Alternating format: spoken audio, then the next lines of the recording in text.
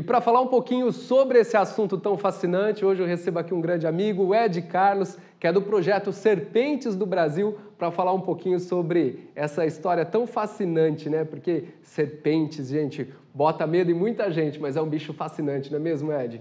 Com certeza. Então, boa noite, Osso. Mais uma vez, né, já são aí uns 13, 14 anos. É Né? por já aí, quase mais ou membro já do menos, projeto né? Serpentes do Brasil, né, além de parceiro. Então, falar um pouquinho, né, da herpetofauna brasileira, um animal, como você mesmo disse, causa fascínio em muitos e medo em outros. Alguns casos aí de ofidiofobia, que chega a ser até meio grave, né, um estado psicológico de medo extremo que algumas pessoas têm das serpentes, dos ofídeos. E que são animais que realmente eles não causam dano nenhum ao ser humano.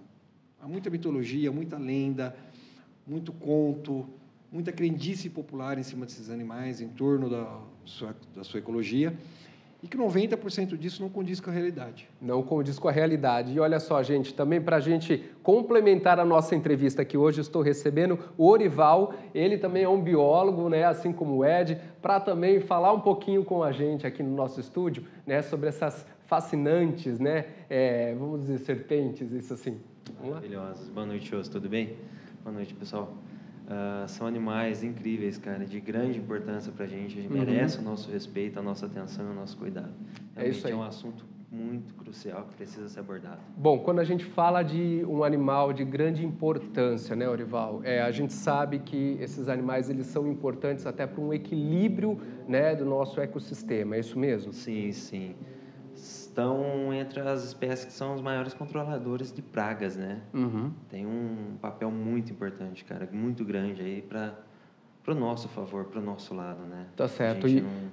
E hoje aqui no nosso programa vocês trouxeram aí duas, né, que eu já conheço, que na verdade é o Fred e a Rosinha. Fala um pouquinho pra gente. Então, a Rosinha, né, conhece muito bem, já. Desde lá aquela época, a primeira vez que você teve contato com ela, quebrou o teu microfone.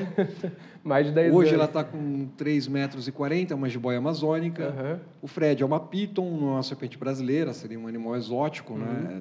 Tá aí com mais de 5 metros, quase 60 quilos. Mas são animais super dóceis, crianças brincam com eles, fazem fotos.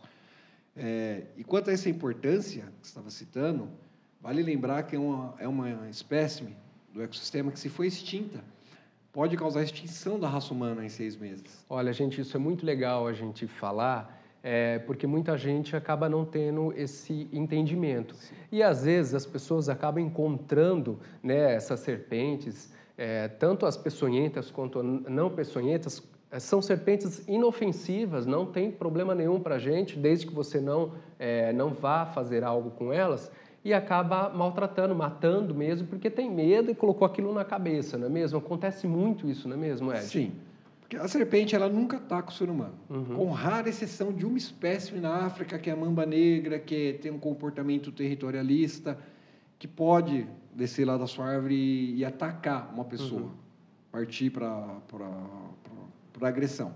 Mas é um comportamento de uma única espécie. Toda serpente ela foge do contato humano. Cascavel, por exemplo, se você se aproximar dela, ela vai te avisar com o guiso. O que ela está fazendo? Sai de perto de mim, eu estou com medo, se você se aproximar, eu vou te picar. Então, não existe ataque, existe acidente com serpente. Os piores acidentes acontecem justamente quando a pessoa vai matar o animal. Aí o animal está estressado, quando ela picar, ela vai injetar toda a carga de veneno que ela tiver. Sim. Mas, em contrapartida, elas fazem um trabalho muito importante para a raça humana. Por quê? Ela protege a produção e a silagem de alimento, porque ela controla principalmente os roedores. Tá? Existem alguns mitos, e as pessoas não prestam atenção no nosso dia a dia. Por exemplo, 80% basicamente do que a gente se alimenta foi a abelha que polinizou. Se acabar a abelha, acabou a polinização, acabou a planta. Tem animais que controlam, que se alimentam desse outro importante fator do ecossistema. Então, por exemplo, também exterminando os tubarões. E o tubarão se alimenta justamente desses animais. E no caso das serpentes, elas acabam fazendo um controle dos roedores. Isso. O tubarão no oceano dos animais que acabariam associando bactérias com as algas azuis. Se exterminar as serpentes, as cobras, vamos dizer assim... A produção de alimento nossa se torna inviável, produção e silagem, estocagem de alimento. A gente vai começar a correr perigo de não ter o Isso. alimento e até mesmo de E a doença. trazer o alimento contaminado. E você tem também o problema das doenças, que aí vamos citar algumas aí mais conhecidas. Você tem a leptospirose, raiva, peste bubônica e, agora, a hantavirose, que é um hantavírus. Uma doença que pode ter até 70% de mortalidade em adulto saudável e 100% de mortalidade em criança e idoso. Qual que é o perigo? Não tem tratamento. Essa doença pode te matar em 7 dias. Tá? E ela é transmitida por quê? Por roedores. Entendi.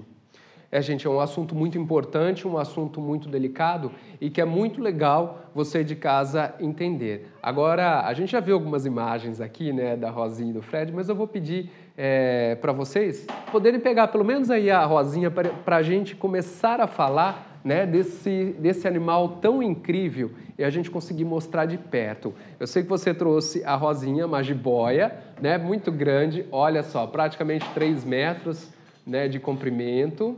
E também nós temos o Fred, que daqui a pouquinho eu vou pedir para você colocar ela aqui. A Rosinha, gente, eu já conheço ela há um bom tempo, já tive contato com ela, já gravamos alguns programas, né, Fred? E ela, na verdade, é uma jiboia amazônica, é isso mesmo? Jiboia amazônica, é uma boa constrictor. Constrictor. Qual que é a diferença daquela jiboia que tem aqui? As pessoas perguntam, mas não é tudo jiboia? Sim, é. Sim. Só que se você perceber, a Rosinha é mais colorida. Sim, é lindo, né? Ela é muito maior, linda. Ela pode chegar a 4 metros, a Rosinha hoje está com 3,40. A jiboia que tem aqui chama Boa Constrictor amarali. Essa é Boa Constrictor constrictor, nome científico. Ela não chega, raramente passa de 2,5 metros, e você pode perceber que a jiboia que a gente encontra aqui na nossa região, ela é bem cinza escura ou marrom escura. Sim. Mas esse animal pode cruzar com ela e nascer híbridos, o que é terrível para o meio ambiente também. Já muda completamente. Já muda, você acaba com a filogenia de uma espécime.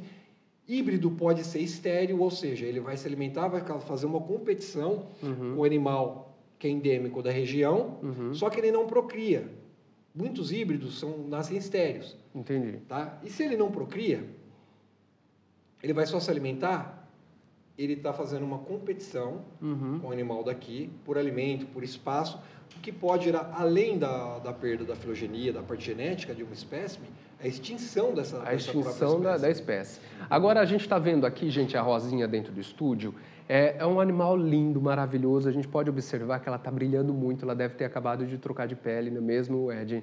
Isso, faz uns 4 ou 5 dias que ela 4 ou trocou de 5 pele. dias, maravilhosa, uma espécie assim exemplar. E o que é muito importante, tá? Esses animais, gente, eles são animais que são documentados, que têm toda a legalidade, mesmo assim para você poder se locomover, levar elas para os locais, né? É um animal, vamos dizer assim, legalizado. Existe um mercado muito grande hoje por aí desses animais com comércio que você sabe, né? Como ilegal. O tráfico de animal silvestre. O tráfico de animal. E é muito importante que você de casa entenda também que quando você tem o problema do tráfico desses animais, você acaba também fazendo um desequilíbrio, não é mesmo, Ed? Sim. Para você ter uma ideia, de cada 100 animal traficado, geralmente 90 morrem no caminho. Sim. Principalmente a ave, é cruel.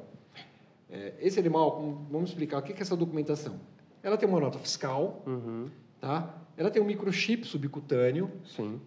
Ela tem um registro, esse microchip é registrado no IBAMA, no criador, de onde ela nasceu.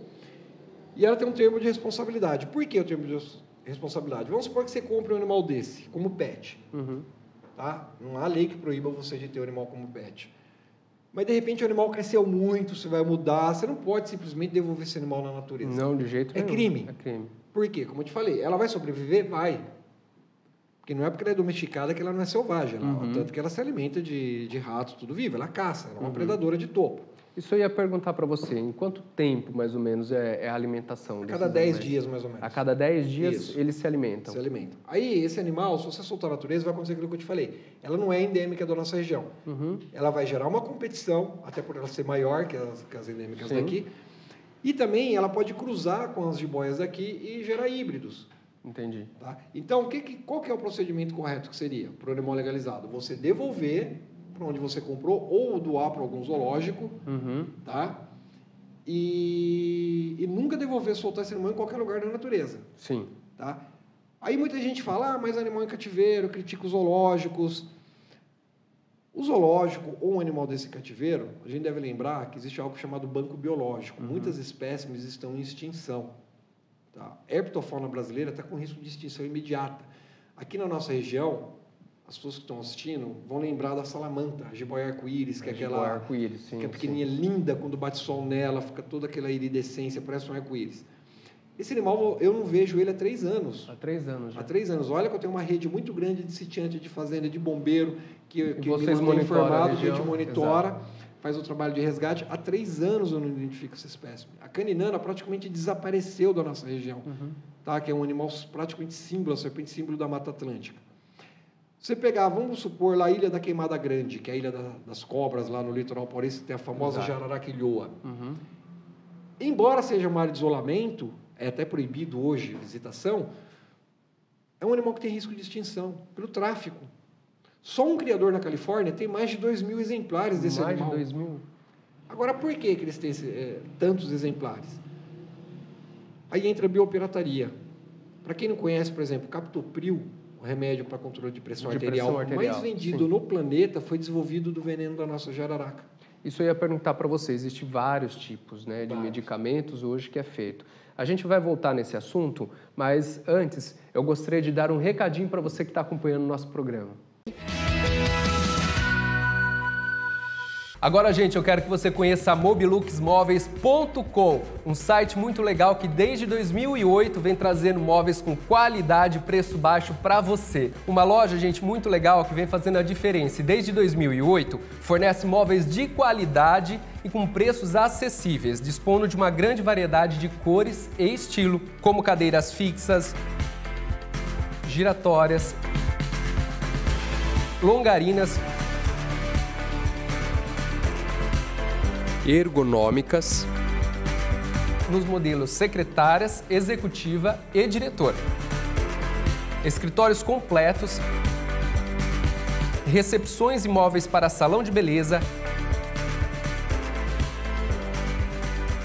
estéticas, clínicas e atendendo até padrões de franquias. A fábrica fica localizada na cidade de Americana e atende clientes de todo o Brasil. Clientes que, como você, que quer deixar a sua casa ou escritório cada vez mais prático e funcional. Consulte agora mesmo o valor do seu frete. Além disso, na Mobiluxmóveis.com você pode ter um projeto personalizado, podendo alterar medidas, cores e acabamentos das peças de acordo com a sua necessidade. Para projetos profissionais, entre em contato com a nossa equipe. Na Mobiluxmóveis.com, com certeza você vai encontrar o melhor preço, prazo e qualidade. Acesse já Mobiluxmóveis.com. Essa eu garanto. Muito legal essa dica aí da Mobilux.com, né? Para você que está querendo comprar um móvel muito legal. Agora, gente, voltando aqui no nosso bate-papo, olha só, a gente estava falando do soro, né, que consegue ser feito alguns medicamentos através do veneno, né, dessas serpentes. Vamos falar um pouquinho sobre esse assunto, porque a gente sabe que é bem interessante, né? Nós temos aí um verdadeiro tesouro farmacológico. Tá? Como eu tinha citado, o Captopril, que é o remédio mais vendido no mundo, o medicamento mais vendido no mundo para controle de pressão arterial. Sim. Estão se desenvolvendo agora, se não me engano, um que controla a pré-eclâmpsia, que é o que mais mata a gestante ainda, que é a pressão alta no final da gestação, que tem que fazer o parto prematuro, outro faz a cesárea, que consegue controlar também a pré-eclâmpsia. Nós temos aí isso do veneno das jararacas, tá? Do gênero Botrops. Do veneno da nossa cascavel, já está no mercado a cola cirúrgica, que é o super bonder biológico, então a pessoa faz plástica, ela não vai usar mais o ponto. Cola, diminui aí em 80%, 90% o tempo de cicatrização e 90% o risco de infecção. Olha que legal, né? Tá? Sem contar esses medicamentos, existe também os soros que são feitos, né? Que justamente para quem acaba sofrendo algum incidente e sendo picado por alguma serpente, existe o soro também que é feito. Isso eu ia perguntar para você. Muita gente tem dúvida, eu inclusive tenho um pouco de dúvida, como que é feito esse soro, né? Existe, eu já ouvi falar que ele é feito no cavalo, que é aplicado no cavalo, como que funciona? É assim, ó. O seu corpo produz um anticorpo, no caso um acidente com serpente. O problema é que o seu corpo leva 15 dias, 2 semanas para produzir uma célula telha, um anticorpo específico, tá? Você não tem 2 semanas no caso do acidente. Então, o que é feito o soro? Você injeta uma pequena quantidade do veneno da serpente que você quer produzir o soro, vamos supor, do veneno da cascavel, que é uma neurotoxina. Você injeta um pouquinho no cavalo, para não matar o cavalo. Esse cavalo vai processar esse veneno e vai criar anticorpos. Certo. Se usa o cavalo, porque é um animal de grande porte, com boa quantidade de sangue. Já se usou o coelho, mas aí o coelho vive pouco, tem muito pouco sangue, a quantidade de soro que você vai tirar dali não é viável. E você vai tirar os anticorpos do sangue desse cavalo, liofilizar, e você obtém o soro antiofídico. Tá? Porque existe a diferença de soro e vacina. Vacina, eu te aplico a própria doença, ou o vírus, ou a bactéria morta. Seu corpo vai identificar aquilo e criar as defesas. O soro já é a defesa pronta. Só que o soro também ele causa um risco. Não é qualquer um pode aplicar soro. Eu não posso. Enfermeiro não pode. Só médico dentro do hospital. Porque o soro ele pode ser mais letal até que o veneno. Do que o veneno. Ele pode criar uma reação alérgica violentíssima. Então, o soro ele só é aplicado no hospital. Não há perigo em tomar o soro, desde que tomar da forma correta, dentro do hospital, por um médico. Porque ele vai usar um procedimento padrão, que é dar o antihistamínico antes do soro, que é um antialérgico, para se aplicar o soro antiofídico. Tá certo. Agora, aqui no programa do Tio Osso hoje, nós estamos falando com o Ed Carlos, ele que é dos Serpentes do Brasil, um projeto muito legal. E a gente vai mostrar um pouquinho também sobre essa espécie, que é a jiboia. Nós temos também o Fred aqui, mas eu queria que você falasse um pouquinho para a gente sobre a diferença das peçonhentas e das não peçonhentas, que são as venenosas e não venenosas. Hoje nós temos 2 espécies aqui dentro do estúdio e você pode ver, é a coisa mais linda, né? Até eu ia pedir para colocar aqui, para a gente poder dar uma olhadinha. E eu queria que você, Ed, apontasse para a gente, né, como você consegue entender se esse animal é peçonhento ou não peçonhento. Vamos lá, Ed, mostra pra gente. No Brasil, nós temos 2 famílias, de 2 gêneros, vamos colocar aí, de animais peçonhentos, tá? Serpentes. Certo. Os elapídeos, que são a coral verdadeira, a família da coral verdadeira, e os viperídeos, que são as víboras, que aí, no caso, nós só teríamos cascavel, jararaca e laquese muta, que é a surucucu pico de jaca. Principal característica, as pessoas vêm falar cabeça triangular e olho fendado. Não. A jiboia tem a cabeça triangular, o olho fendado e não é peçonhenta. Sim. A coral tem a cabeça redondinha, muito pequena, e o olho muito pequeno e é extremamente peçonhenta, tá? Sim. Como é que você identifica? Entre a narina, o nariz e o olho, teria 2 orifícios, um de cada lado, que se chama fosseta loreal. Exato. Toda serpente que tem esses 2 furos, quando você olha ela de frente, você não vê a narina, mas você vê os 2 furos aqui, que é a fosseta loreal, ela é peçonhenta, sem exceção à regra, tá? Então, ela vai ser um animal peçonhento. No Brasil, quem que você vai encontrar que tem a fosseta loreal? Todas as jararacas, a cascavel e a surucucu pico de jaca, que só existe na floresta amazônica e numa mata no sul da Bahia, na região que se plantava cacau. Então, você não vai encontrar ela em outra região. 85% dos acidentes no Brasil é causado por jararaca. 15% por cascavel, menos de 1% com coral verdadeira e a surucucu pico de jaca. Certo. Tá? Então, tem a fosseta loreal entre o nariz e o olho, ela é peçonhenta. É peçonhenta. Sem exceção à regra. Ah, mas a coral não tem. E tem aquela pergunta, e como se identifica uma coral se ela é verdadeira ou não? Para um leigo, não se identifica. Considere todas verdadeiras. Porque nós temos mais de 35 subespécies de coral no Brasil. Por exemplo, nós temos uma coral, na região norte, ela é inteira preta com manchas brancas. Então, aquela questão do anel passa pela barriga ou não, amarelo, preto, sequência de cores, não vale para identificar coral no Brasil, tá? Tá certo. Então, gente, a gente tá meio que no improviso aqui, para você de casa poder entender, né, e visualizar bem de pertinho e entender que um animal desse ele não é perigoso para você nem para sua família. Esse, por exemplo, já é um animal domesticado, né, mas é um animal que já estando bem cuidado e bem alimentado, a gente não tem perigo nenhum, mesmo porque ele também não é venenoso, né? É muito importante a gente dizer que aqui na nossa região quase não tem muito acidente com serpentes, né? A gente sabe que essas espécies mais perigosas também existem aqui. Qual espécie mais perigosa e que, assim, acontece alguns acidentes aqui na nossa região? Na região metropolitana de Campinas, por exemplo. Vamos colocar. A jararaca, raramente você encontra em área muito aberta. Ela gosta mais de bosque, mata fechada, mata úmida. Sim. Então, está sendo difícil você encontrar a jararaca por causa do desmatamento. Então, a cascavel já gosta de lugar aberto, local mais seco, com pedras, pasto. Então, a cascavel é mais comum de você encontrar nessas áreas. com a ação antrópica, né, com a ação do homem. Tá? Então, vamos colocar, embora 85% dos acidentes do Brasil sejam com jararaca, eu acho que na nossa região, por essas condições mais peculiares, seria o risco maior da cascavel. Da cascavel. Bom, enquanto a gente vai batendo um papo aqui, eu vou pedir para o Orival pegar o Fred para a gente também mostrar uma peculiaridade, que no Fred, por ele ser um animal mais claro, né, é mais fácil a gente observar, né? Vamos pegar o Fred, eu sei que vai precisar de ajuda, só aí, porque ele é bem pesado, na verdade, né? O Fred é um animal muito lindo e ele é conhecido como um piton, isso mesmo? Essa é uma piton Urulus bivitatus, tá? A piton birmanesa. Sim, um animal aqui, ó, lindo, né? Você vê que curioso? Lembra que eu falei da fosseta loreal? São 2 furos. Esse caso aqui, eles já têm a fosseta labial, que são esses furos lá em volta da boca, em torno de 10 furos. O que é essa fosseta loreal e a fosseta labial? Isso é um sensor de infravermelho, é um sensor de calor. Sim. É assim que esse animal caça na escuridão total numa floresta à noite, através do calor do corpo da presa dela. É um animal ectotérmico, ou seja, um animal que não gera calor. Não gera calor. Um animal, tá sempre as pessoas costumam dizer de sangue frio, né? tá? Mas a maior parte das presas que esses animais caçam, que são roedores, pequenas aves, tem o sangue quente.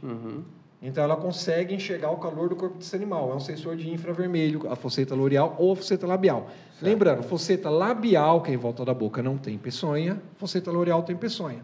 Certo. Uma outra curiosidade na evolução, na filogenia desses animais, a grosso modo, vamos dizer assim, de uma maneira mais leiga, a gente pode dizer que são lagartos sem patas. Exatamente, por isso que eu pedi para você pegar aqui, o Fred para a gente conseguir mostrar. Vou pedir para o cinegrafista dar um close aqui. Isso é um remanescente das patas que esse animal já possuiu, tá? Lá no final do período Cretáceo, como surgiu a serpente moderna, tá? Porque ela filogeneticamente, você não pode se separar de um lagarto. Esse é um remanescente de patas, são 2 garras. Certo. Ainda tem musculatura que tem movimento. Ele usa isso, ele movimenta muito rápido, é então, até engraçado. Isso quer dizer, Ed, que no passado essas serpentes foram como se fossem lagartos. Sim, eles tinham 4 membros. Tinham 4 membros. Tanto que até hoje, se você pegar a classificação da serpente, em algumas classificações, ela é considerada tetrápode, ou seja, 4 membros. Certo. Então, é uma evolução da espécie. É uma evolução. Por quê? Legal. Na seleção natural, esse animal consegue entrar em tocas, se locomover no meio de floresta, escalar uma árvore. Não há substrato que uma serpente não se locomova. Sim. Por causa dessa forma elegante do seu corpo. Ela consegue se locomover dessa forma. E é um predador de topo, tá? Altamente furtivo. E é uma coisa impressionante, por exemplo, gente. É um esse animal lindo, não sobreviveria na natureza. Sim. Porque ele é albino. Albino. Então, ele seria predado quando filhote, ou ele não conseguiria predar adulto porque ele seria visto de longe pela presa, por ser albino. Então, ele perdeu a capacidade de camuflagem. É um defeito genético, em cativeiro ele vai bem, mas na natureza ele raramente sobreviveria. Tá certo, Fred. Desculpa, Ed. A gente vai para um rápido intervalinho. Você aí de casa não saia daí, porque a gente tem muito mais para falar para você e contar um pouquinho dessa espécie maravilhosa que a gente está vendo aqui. Não sai daí, rapidinho, tá?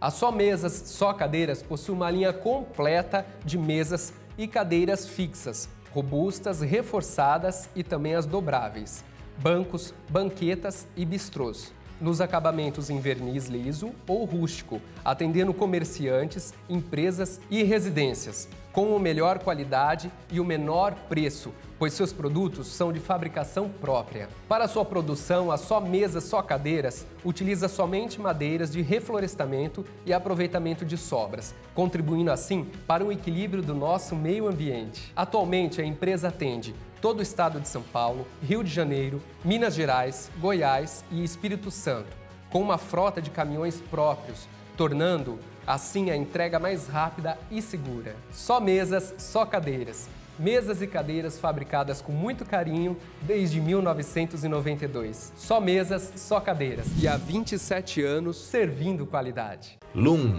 Motel. Suíte com até 390 metros quadrados com piscina, spa, sauna e mesa de bilhar para você fazer a sua festa particular. São mais de 60 apartamentos luxuosamente decorados. Serviços de lavanderia, segurança e cozinha 24 horas. Comemore o seu aniversário de namoro ou casamento no Lum Motel.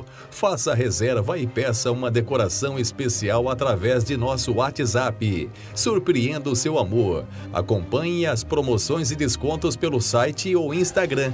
Lum Motel. De volta ao nosso programa e hoje a gente está falando aqui no estúdio, gente, sobre serpentes. E olha só, né? Cada dia a gente descobre um pouquinho mais. E o que é legal, o programa do Tiosso levando informação para você que acompanha toda a programação aqui da UP TV. Agora, Ed Carlos, a gente sabe que os filmes, né, vamos dizer assim, a televisão sensacionaliza, traz assim às vezes algo um pouco surreal, mas existe, na verdade, cobras, serpentes do tamanho das que a gente vê no filme Anaconda? Então, não do tamanho que vê no filme Anaconda, tá? Mas é uma serpente muito grande. Uma anaconda, né, ou sucuri, ela chega a 9 metros de comprimento, ela pode chegar e pesar mais de 150 quilos. Então, é realmente um animal de grande porte. Agora, come gente? Não. Não. Não. Isso nunca existiu. Certo. É mito. Aqueles vídeos que você vê, aquelas fotos são montagem. Agora você falou um tema legal, né? Já que a gente está mudando o assunto aqui um pouquinho, a gente costuma ver aí, inclusive alguns vídeos que rolam na internet, principalmente na Índia, né? Algumas pessoas tentando hipnotizar algumas serpentes. Sim. O que é aquilo? Como que funciona aquilo? Serpente enxerga mal, geralmente, e ela é surda. O principal sentido da serpente é o olfato, que é através da língua, tá? E ela é surda. Sim. Então não adianta você tocar flauta para ela. São najas, é isso? São najas e a cobra-rei. Se você colocar aqui, por exemplo, ela você pode chamar de cobra, tá? Sim. Essa é a diferença de cobra e serpente. Todas são serpentes. Cobra é o nome popular da naja, das serpentes da família da naja. Assim como jiboia é o nome popular da boa constrictor. Né? Sucuri é o nome popular de Eunectes murinus. Então a naja ela não ouve, ele está tocando a flauta. Nenhuma serpente escuta, elas são surdas. Sim. O que ele faz? Ele arranca a presa desse animal, tá?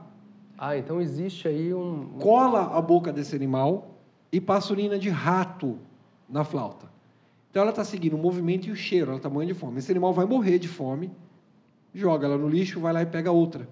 Tem um vídeo famoso que corre muito... Então é isso que a gente vê na internet, quando a gente assiste, é um crime. Quando você pega, por exemplo, tem um vídeo na internet que tem uma criança brincando com uma naja e ela pica várias vezes a cabeça da criança e nem machuca, porque ela está com a boca colada e sem presa. Tem outro vídeo de um rapaz limpando... Gente, eu não acredito nisso, não estou acreditando. Tem outro vídeo de um rapaz limpando, que tem dezenas de naja, muita gente já viu limpando, ele dá tapa nelas e empurra. Se aquelas najas estivessem com as presas ali, ele não entraria ali daquela forma e não faria aquilo, ele seria morto. Óbvio. Então quer dizer que esses animais estão fadados... a morrer de fome. A morrer de fome. A morrer de fome. Eles vão pegar outra. Mas, graças a Deus, muitos turistas estão aprendendo isso e não dão mais dinheiro para esse tipo de coisa. Então, aí, para você que vai viajar, para você que vai conhecer um pouco de outro país e presenciar isso, né? Até então, a gente acha bonito, acha o cara corajoso e, na verdade, é uma tortura, se você for ver, com um animal que está ali, né? Certo. Agora, Ed, vamos explicar um pouquinho para quem está nos assistindo, né? De uma forma bem resumida. Eu sei que você está trazendo aí o livro também, vai lançar um livro, né?